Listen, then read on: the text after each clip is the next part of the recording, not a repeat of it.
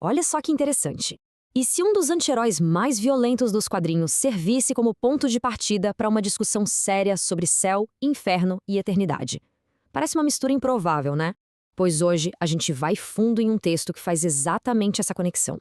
Então se preparem, porque essa viagem vai do puro caos dos gibis para uma reflexão teológica bem profunda.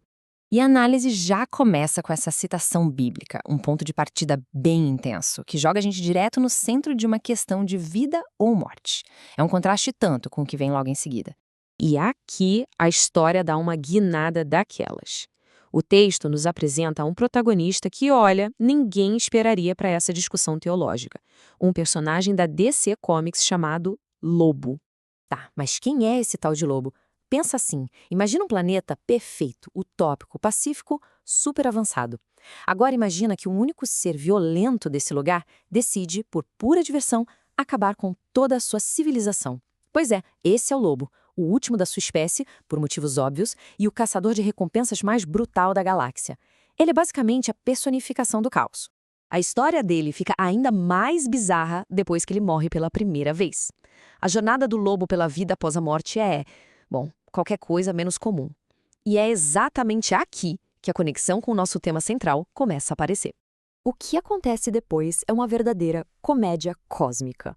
O lobo é tão, mas tão destrutivo que quando chega no inferno ele é expulso. Daí ele vai para o céu e, claro, causa o mesmo tipo de problema e é expulso de lá também. Qual foi a solução do universo?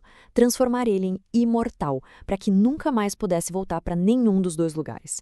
Com esse humor ácido, essa quebra de expectativa, a fonte até compara ele com o Deadpool da Marvel.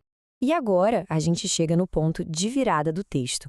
A análise usa toda essa história maluca como se fosse um trampolim, mudando completamente o foco da narrativa. A grande questão é, por que pegar um personagem como o Lobo para falar de teologia?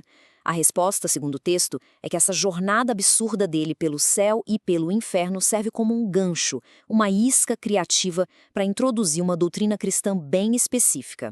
E é com isso que a gente mergulha de cabeça no argumento teológico do texto. A partir de agora, vamos explorar os pontos que o autor apresenta, começando pela doutrina sobre a realidade do inferno. O autor admite que falar sobre inferno pode ser algo impopular hoje em dia, mas ele defende que é um ensino fundamental do cristianismo, sabe? Apoiado diretamente pelas figuras centrais e pelas escrituras. A ideia aqui não é só assustar, mas sim abordar um conceito que ele considera essencial. Um ponto central do texto é que, dentro dessa visão teológica, céu e inferno são apresentados como destinos igualmente reais. De acordo com a fonte, Jesus falou sobre os dois com a mesma seriedade, sem tratar um como mais real ou mais importante que o outro. Aqui o texto faz uma distinção bem importante. Ele afirma, se baseando nas Escrituras, que esse destino, chamado inferno, não foi criado originalmente para os seres humanos. O propósito inicial seria para entidades espirituais caídas. Certo, mas então como a humanidade entra nessa história? O texto usa passagens como essa para argumentar que são as escolhas feitas em vida que se tornam um fator decisivo, conectando diretamente o que se faz na Terra com um destino eterno.